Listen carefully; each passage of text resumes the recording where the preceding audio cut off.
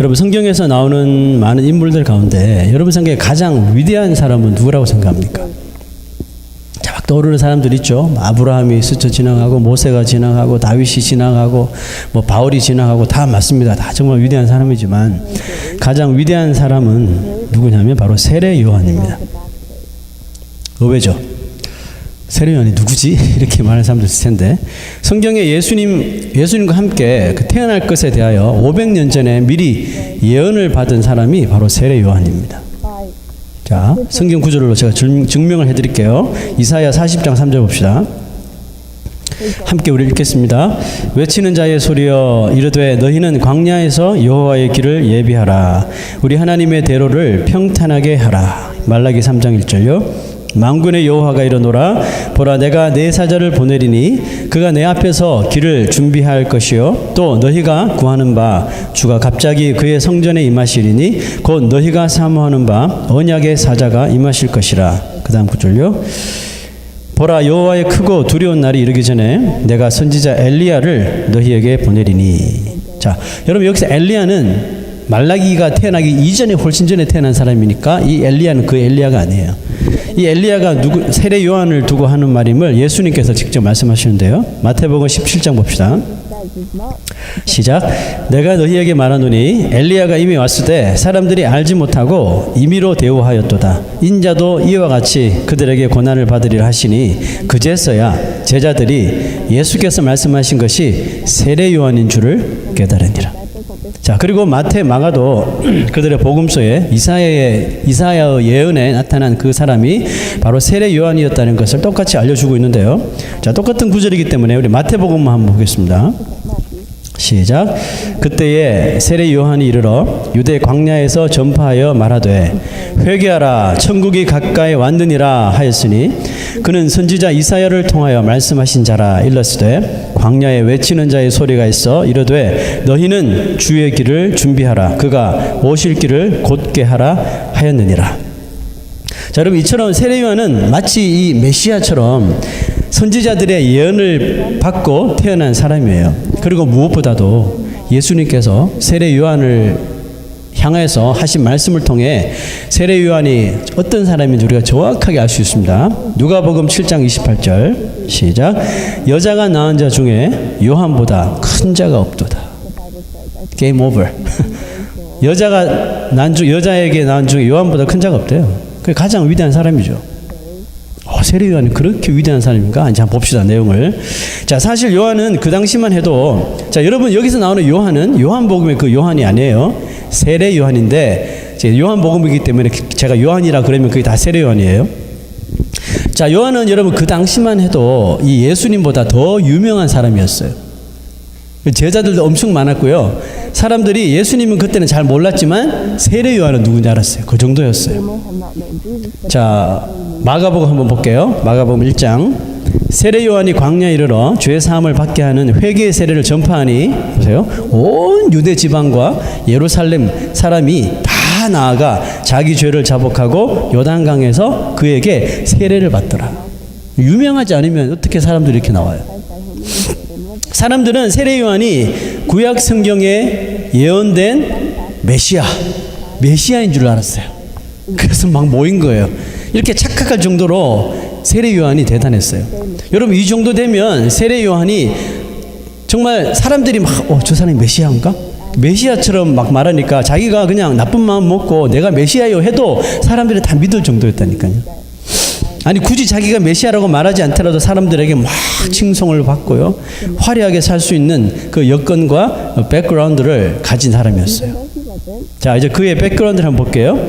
세례 요한의 아버지는 누굴까요? 사가랴라는 사람이죠. 사가랴는 바로 제사장입니다. 아시죠? 제사장 아들이 제사장 되고 제사장 아들이 제사장 되고 이렇게, 그죠? 그러므로 이 세례 요한도 제사장이 될 수 있었던 사람이었어요. 제사장이 되면 그 당시에 화려한 금은 보석 달린 화려한 예복을 입고 또 보통 사람들이 먹지 못하는 구별된 음식으로 잘 대접받으며 또 율법을 가르치고 어떻게 보면 성소에서 편안하게 살 수 있었던 사람이었어요. 그러나 요한은 아주 분명하게 자신의 이런 존재와 자신이 받은 사명에 대하여 자기를 따르는 제자들과 또 사람들에게 분명하게 말합니다. 자, 요한복음 1장 20절 봅시다. 읽어봅시다. 시작. 요한이 드러내어 말하고 숨기지 아니하니 뭐 했다고요? 드러낸 적이 숨긴 적이 없대요. 다 그냥 있는 그대로 드러내는 거예요. 드러내어 무슨 말을 합니까? 나는 그리스도가 아니라. 사람들이 자꾸 이 사람 메시아 따라오니까 나는 그리스도가 아니라고 말하는 거예요. 그 다음 구절 보세요. 나는 그의 메시아의 신발끈을 풀기도 감당하지 못한, 자기를 엄청나게 낮추고 예수 그리스도를 높이는 거죠. 사람들은 그렇게 세례요한을 쫓아다니는데 세례요한은 이렇게 숨기지 않고 말하는 거예요. 여러분, 세례요한이 정말 겸손하지 않아요? 이 세례요한이 지금 보여주는 이 겸손함은 마치 예수 그리스도의 겸손함을 보는 것 같아요. 그래서 그 세례요한의 겸손의 깊이가 정말 대단한 것처럼 느껴지지 않아요? 그는 제사장으로 잘 대접받고 편히 지낼 수 있는 그의 이 백그라운드를 스스로 다 뿌리쳐버리고 스스로 광야 길로 들어간 사람이에요. 그리고 제사장이 입는 화려한 예복 대신에 낙타 털로 만든 옷을 입고요. 또 구별된 거룩한 음식 대신에 메뚜기를 먹고 또 이렇게 석청을 먹으며 빈들에서 살았어요. 아니, 그런 좋은 백그라운드를 가진 사람이 왜 스스로 그런 삶을 살았을까요? 궁금하지 않아요? 자, 그 이유는 요한 자신이 그렇게 살라고 하나님께 보내심을 받았다는 것을 그가 알았기 때문에 그래요. 알아도 그렇죠. 어떻게 그렇게 살아요? 근데 이는 그렇게 살았어요. 그런데 세례 요한은 자신이 이사야서나 말라기서 예언에 나온 그 사람이라는 것, 그 사람이 바로 자신이라는 것을 이 요한이 어떻게 알았을까요? 궁금하지 않아요? 천사가 와서 알려주었을까요? 맞아요. 천사가 와서 알려줬어요.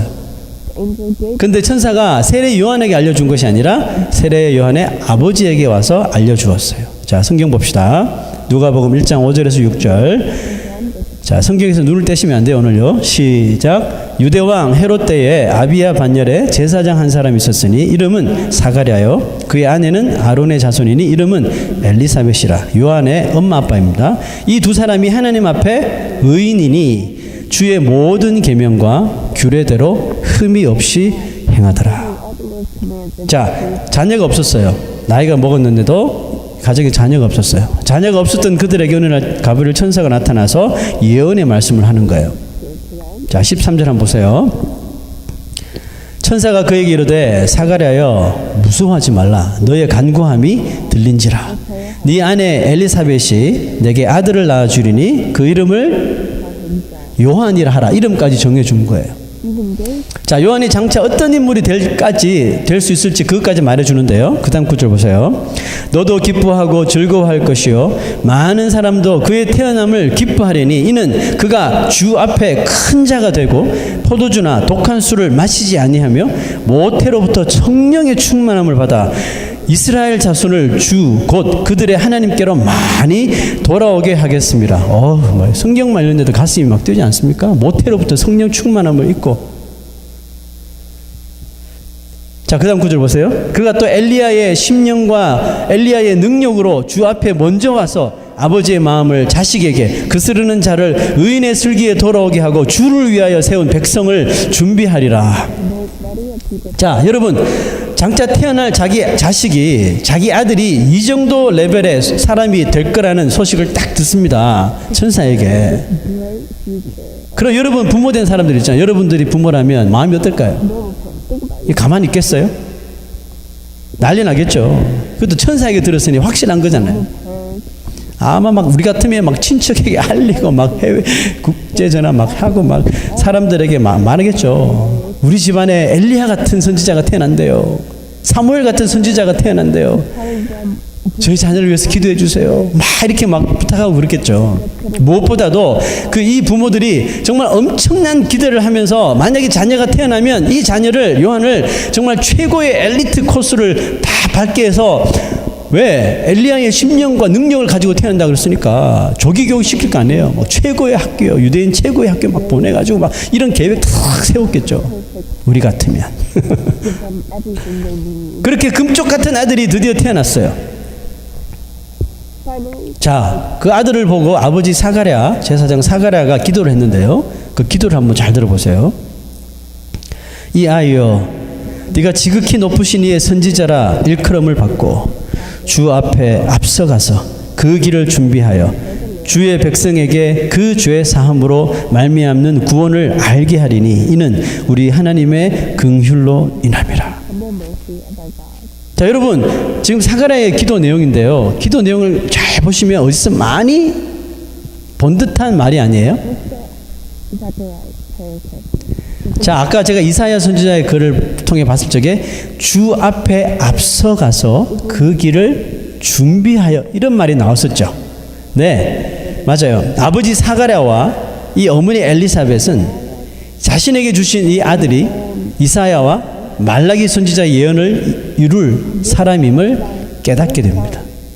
그래서 친척들이 이제 막 찾아오는데요. 친척들이 찾아와서 아이가 태어났다고 이 집안에 나이가 되게 많았거든요. 부끄러워서 5개월 동안 숨기고 그랬어요. 근데 아이가 태어난 걸 알고 친척들이 축하하려고 온 거예요. 와서 그 전통에 따라 그 아이의 이름을 아버지의 이름을 따라 사가랴라고 하자 그랬어요. 그게 전통이니까. 그랬는데 엘리사벳이 엄마가 이걸 거절하는 거예요. No. 이 아이의 이름은 뭐예요? 요한이라 합니다. 요한이라 합니다. 그 귀한 아이가 사가랴라고 하는 이름을 가지게 되면 여러분 어떻게 돼요? 그 집안이 뜨는 거죠. 집안을 빛내고 그 부모의 이름도 사람들에게 영광을 받을 수 있는데 이 사가랴, 엘리사벳 둘 다 그들은 하나님이 주신 이름을 그대로 사용합니다. 뭔가 좀 다르죠? 그리고 성경은 이 말을 끝으로 요한의 성장기를 딱 정리해 주시는데요. 그 다음 구절 한번 보세요. 아이가 자라며 심령이 강하여지며 이스라엘에게 나타나는 날까지 어디 있었어요? 어디 있었어요? 빈들에 있느니라. 제가 크게 했죠. 빈들에 있느니라. 밑줄 쫙 언더라인 하셔야 돼요.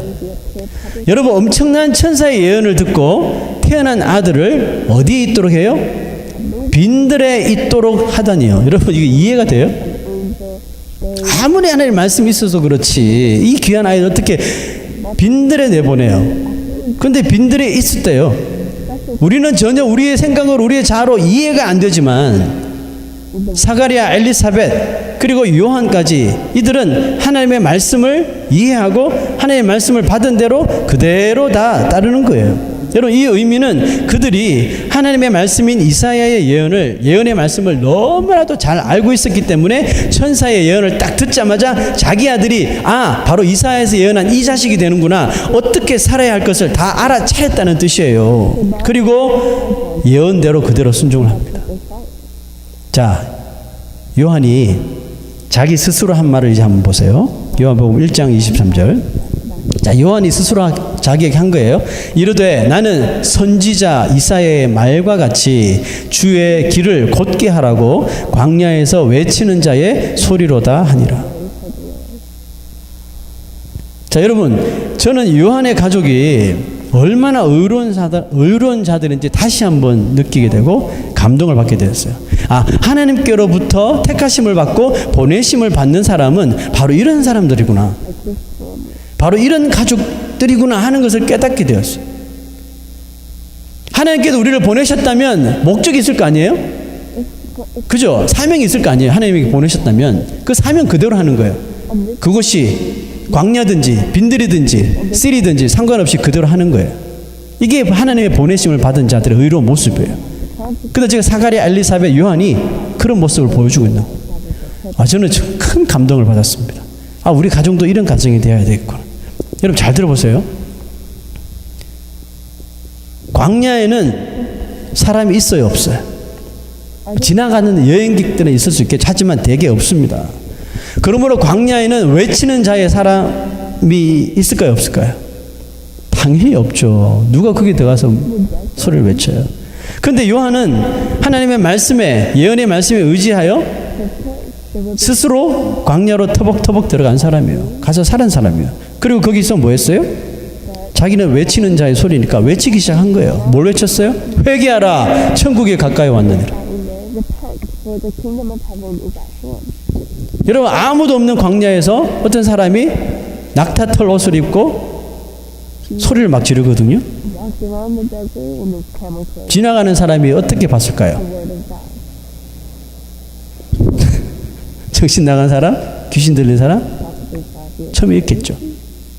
그럼에도 불구하고 세례 요한이 계속 외치는 거예요. 회개하라, 천국에 가까웠느니라. 아무도 없는 이 광야에서 놀라운 일이 벌어지기 시작합니다. 자, 성경 구절을 볼게요. 자, 이때에 세례 요한이 광야에서 미친 듯이 막 외치는 거예요. 회개하라, 천국에 가까웠느니라. 이때에 예루살렘과 온 유대와 요단강 사방에서 다 그에게 나와. 이해하십니까 지금? 자기들의 죄를 자복하고 요단강에서 그에게 세례를 받더니. 제가 생각해 봤어요. 왜 사람들이 몰려들었을까? 처음에는 저 사람 미친 사람이 광야에서 소리치는데 귀신 들린 사람 아니까 막 피해서 도망가고 그랬는데 계속 뭐라고 외치는데 가만히 들어보니까 가슴을 때리는 말이거든. 회개하라, 회개하라, 회개하라. 나보고 하는 소리인 것 같아요. 천국에 가까웠느니라. 정신 차리고 회개하라. 그들의 마음이 열리고 마음이 움직이기 시작하고 세례 요한을 찾으러 광야에 몰리기 시작하는 거예요.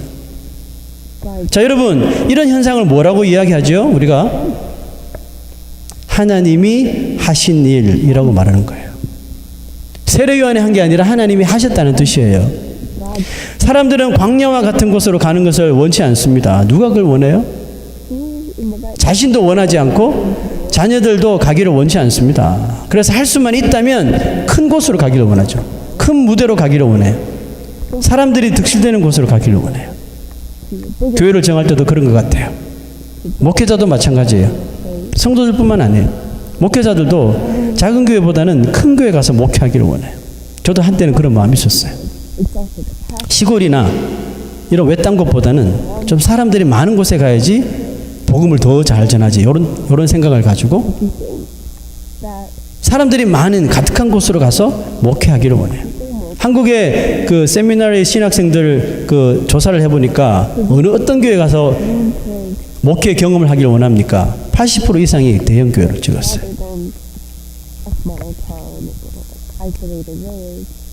여러분, 성도들도 작고 사람도 없는 교회보다는 사람도 많고 건물도 좋고 또 이름도 잘 알려진 그런 교회를 선호들 하잖아요. 그죠?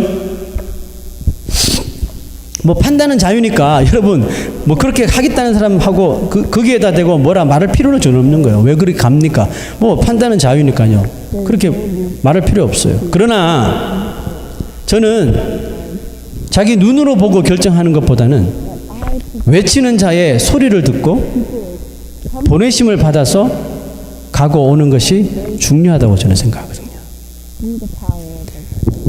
우리 여기 계신 분들 우리 건강교회 건물 보고 오신 분 계세요?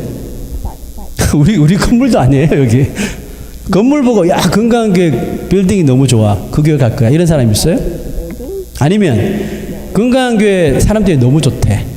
거기 끼고 싶어. 이런 사람 있어요? 자, 여러분. 우리는 이날 일때껏 여기서 예배 드리는 것은 이유는 딱 한 가지 아니에요? 외치는 자의 소리, 즉 말씀 듣고 여기 계시는 거잖아요. 제 말이 맞습니까? 저는 이런 생각을 합니다. 해본 적이 있어요. 우리 교회가 8년을 존재하고 있는데 우리 교회가 이렇게 존재하는 것은 다 하나님의 은혜다. 요즘 같은 시대에 여러분 누가 개척교회를 찾아오고 누가 작은 교회를 찾아옵니까? 그들도 안 봐요. 누가 만약에 교회를 옮기는 사람, 아니 다른 주에서 이사를 온 사람이면 작은 교회, 개척교회 안 갑니다. 왜요? 가면 귀찮게 한다 그러. 일 많이 시킨다 그러. 괴롭힌다 그러. 제가 언제 괴롭히고 뭐 세상에나 진짜. 근데 그렇게 생각하는 거예요. 작은 교회 가면 힘들다고 생각하는 거예요. 힘들게 도대체 뭐가 힘들어요? 그래 안 와요. 사람들이 작은 교회 안 하고 개척교회 안 와요. 여러분 이 시대에 누가 옵니까? 그런데 어떻게 우리 교회는 이렇게 사람들이 오는 걸까요? 신기하지 않습니까? 저는 매주마다 신기해요. 근데 저는 이 현상을 한마디로 그 이유를 말할 수가 있어요. 하나님이 하셨지. 하나님이 보내주셨지. 아멘입니까? 광야와 같은 곳이지만 여러분 세례 요한처럼 회개하라. 예수님처럼요. 회개하라, 죄를 회개하라, 천국이 가까웠느니라, 이렇게 하나님의 말씀만을 곧게 올바르게 전하기만 하면 그 다음 하나님께서 그 다음을 하시는데, 그 구석진 곳에까지, 여기 구석진 곳에까지, 여러분 저 북부 뉴저지에서부터 사람을 스테이튼 아일랜드에서부터 사람을 이렇게 불러주신다는 거예요. 여러분, 성경이 광야에서 외치는 자라고 끝나지 않고 광야에서 외치는 자의 소리라고 기록한 것은 큰 의미가 있습니다. 우리 외치는 자에 대해서 관심이 많잖아요. 외치는 자의 소리에 대해서 별로 관심이 없을 때가 많아요. 우리는 외치는 자를 보는 것이 아니라 외치는 자의 그 소리를 들어야 해요. 외치는 자를 여러분 보다 보면요, 사람을 따르게 돼요. 사람을 따르다 보면요, 어느 순간 하나님의 말씀보다 그 사람을 더 의지하게 돼요. 그래서 그 사람이 실패하거나 쓰러지면 같이 쓰러지는 거예요.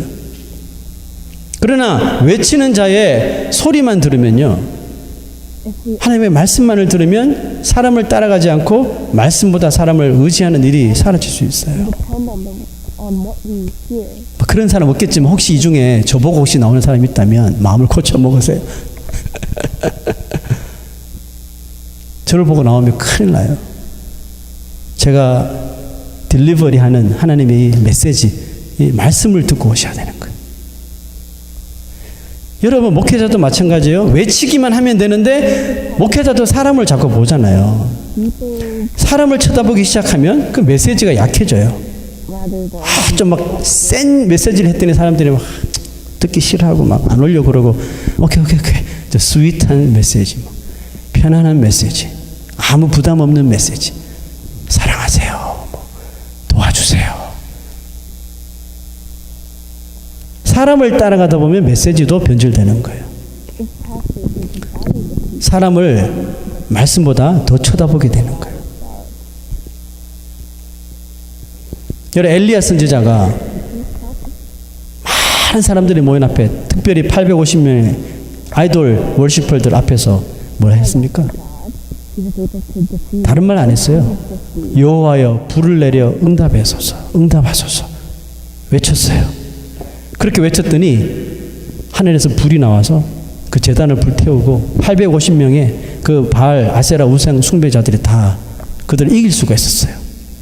하나님의 말씀만을 외쳤더니 엄청난 승리를 했어요. 그런데 며칠 지나지 않아서 그 당시 북이스라엘의 왕이었던 아합의 아내였던 이세벨이 엘리야를 죽이려고 쫓아오는 거예요. 그래서 엘리야가 도망갑니다. 어디로 도망가요? 공교롭게도 광야로 들어갑니다. 자, 거기서 숨어서 로뎀 나무 아래 딱 앉아서 평소와는 다르게, 아니 며칠 전만 해도 막 여호와여 불을 내려 응답하소서 막 말씀을 외친 자가 한마디도 못하는 거예요. 평소와 다르게 외치지 않고 그냥 쭈그려 앉아가지고 하나님을 원망하는 거예요. 하나님을 원망하면서 더 이상 저는 사역을 못하겠습니다. 사역을 내려놓고 여기가 좋사오니 제 목숨을 취하세요. 죽겠다는 거죠. 여러분, 이유가 뭐였을까요? 이유가 딱 한 가지였어요. 사람들이 없다는 거예요. 며칠 전에 그렇게 막 소리치고 막 하던 그 사람들 다 없다는 거예요, 지금. 그날 자신을 향하여 소리치던 엘리야 막 외치던 사람들이 이제 다 없다는 거예요, 여러분. 그 엘리야가 뭘 본 거예요?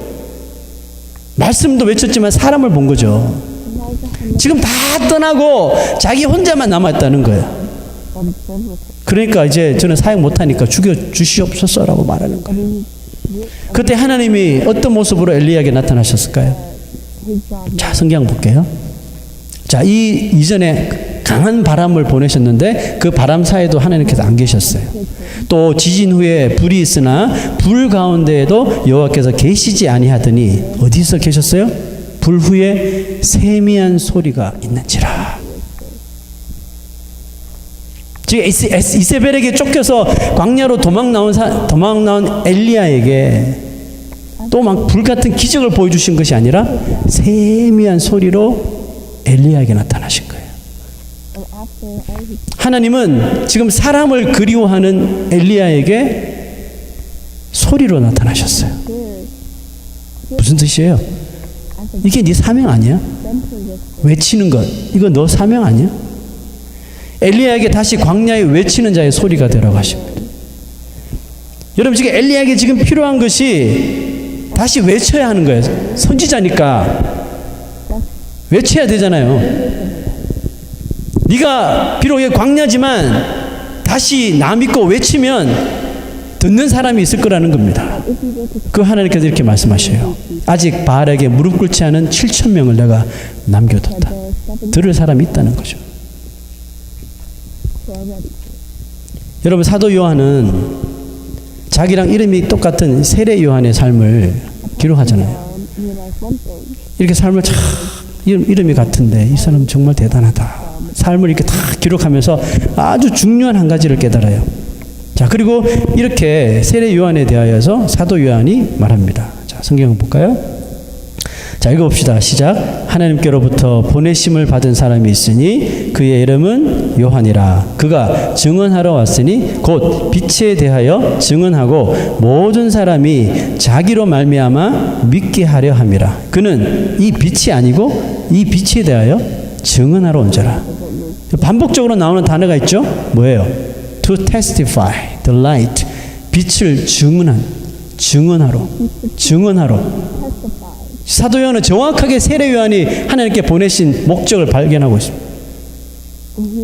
빛이 되신 예수 그리스도를 testify, 증거하기 위해서 사람입니다. 그걸 위해서 보내심을 받은 사람이라. 여러분 성도의 사명이 뭐예요? 성도의 사명이 주일 빠지지 않고 교회 오고 이겁니까? 물론 그것도 필요하죠. 그러나 성도의 진짜 사명은 to testify the light. 빛이신 예수 그리스도를 증언하는 거예요, 여러분. 세례 요한에 받은 사명과 우리가 받은 사명이 똑같다는 거 아세요, 여러분? 즉 우리는 세례 요한처럼 외치는 자의 소리가 되어야 한다는 뜻이에요. 외치는 자의 소리가 되라고요. 우리는 증언하라고 빛에 대하여 소리를 내라고 부르심을 받은 사람들이에요. 우리는 이 세상에 요한처럼 보내심을 받은 사람들이에요. 여러분 그리스도라고 하는 빛을 본 사람은 어떻게 해야 돼요? 그 빛이 가는 대로 그 빛을 따라 가야 하는 사람들이죠. 그래서 제자들이 예수님이 follow me 했을 때 따라간 거예요. 그죠? 양들이 목자를 따라가듯이 우리 따라가는 거예요. 왜? 예수님이 빛이니까. 자, 예수님이 빛이라면 빛이 가는 길이라면 어딘지 가야 되겠죠. 예수님이 태어나셨을 적에 큰 별이 누굴 데리고 왔어요? 동방의 박사들 쫙 멀리서부터 이끌고 왔잖아요. 동방 박사들이 빛을 보고 그 별빛을 보고 계속 따라온 거잖아요. 근데 처음에 어디에 갔어요? 헤롯이 사는 왕궁에 갔어요. 당연히 왕이니까, 유대인의 왕이니까 왕궁에서 태어났겠지. 왕궁으로 갔어요. 그럼 거기 있어요, 없어요? 없으더라는 거죠. 실망했을까요, 안 했을까요? 실망 안 했다는 거예요. 왜? 빛이 계속 가고 있으니까. 여기가 아니네? 계속 간 거예요. 포기하지 않고, 실망하지 않고 계속 갔어요. 어디까지 갔어요? 마지막 종착역이 마구카. 동방 박사들이 뭐야 이거? 다시 집에 갔나요? 아니에요. 거기서 예물을 드리고 태어나신 메시아에게 경배를 드렸어요. 무슨 뜻이에요? 동방 박사들은 하나님의 보내심을 받고 그 보내심의 목적을 다 완수한 거예요. 그것이 비록 왕궁이 아니더라도 큰 도시가 아니더라도 비록 초라한 메인저 마구간이라 할지라도 보내심을 받은 목적대로 와서 임무를 완수한 거예요. 셰퍼드 목자들도 똑같죠. 여러분 이게 보내심을 받은 자들의 모습이에요. 어디를 보내시든 그대로 따라하는 것. 여러분 예수의 빛을 받은 사람은 누구나 할 것 없이 이 세상에 보내심을 받은 사람이 맞아요. 아멘입니까? 여기 티네이저도 있고 우리 어른들도 있지만 다 보내심을 받은 자들이에요. 여러분 우리는 이 세상에 무슨 목적으로 왔다고 생각하세요? 그냥 우리 부모들 때문에 이 세상에 태어난 거 아니에요. 그래서 자라고 이민 오고 여기서 공부하고 친구들 만나고 대학 가고 직장 가지고 또 사람 만나서 결혼하고 또 가족과 함께 살다가 나이 들고 혹은 병에 걸려서 혹은 나이가 들어서 죽는 게 우리의 삶인가요? 여러분, 만약에 그게 우리의 인생의 목적이라면 슬픈 거예요. 그건. 아니 고작 이렇게 살려고 우리가 이 땅에 태어났다면 그건 정말 쎄한 거예요. 내용은 좀 다를지 모르지만 이런 목적이라면 여러분 동물과 다를 바가 없어요. 동물이 왜 태어나요? 먹기 위해서 태어나요. 물론 하나님 뜻이 있었지만 먹기 위해 태어나고. 왜 먹어요? 살기 위해서. 왜 살아요? 먹기 위해서. 왜 살아요? 먹기 위해서. 왜 먹어요? 살기 위해서. 이걸 계속 반복하는 거예요. 그러다가 시간 되면 뭐가 달라요?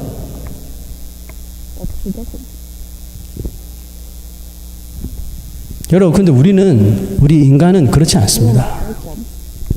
목적 없이 태어난 사람은 여기 한 사람도 없어요. 하나님은 왜 특별히 우리 인간에게, 왜 우리에게는 이렇게 특별하게 대우를 하실까요? 거기에는 창조하신 하나님, 우리 인간에게만 주신 특별한 미션, 사명이 있기 때문에 그래요.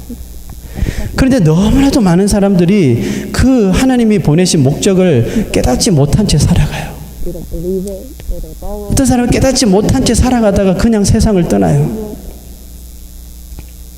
여러분, 우리가 아무리 90년, 100년 오래 살아도 뭐합니까? 이렇게 사는 것은 정말 가장 허무한 삶이 되는 거예요.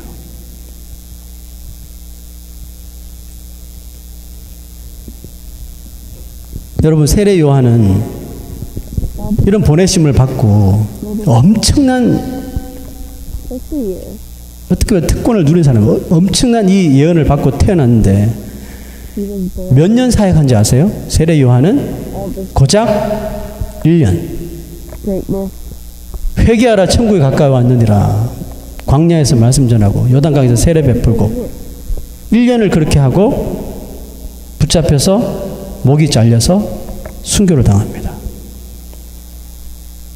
아니 너무한 거 아니에요? 고작 그 1년 사역시키려고 500년 전에 예언을, 우리 같으면 그렇게 말하잖아요. 너무, 이게 뭐야? 얼마나 사람들이. 그런데 예수님은 이 세례 요한의 인생을 어떻게 논했어요? 여자에게서 태어난 자 중에 가장 큰 자라. 고작 1년 사역하고 목 잘려 죽었는데 여자에서 난 중에 가장 큰 자라. 그의 세례 요한의 삶을 이렇게 높여주셨단 말이에요. 이유가 뭐예요? 간단해요. 세례 요한이 하나님이 그를 이 땅에 보내신 목적을 그대로 다 이루어버린 사람이기 때문에 그렇습니다. 여러분, 우리의 목적은, 우리를 이 땅에 보내신 목적은 한 가지예요. 빛을 보는 거고, 그리스도신 빛을 보는 거고, 그 빛을 보았다면 그 빛이 이끄는 대로 살아가는 거. 광야에서 외치는 자의 소리가 되라는 거예요.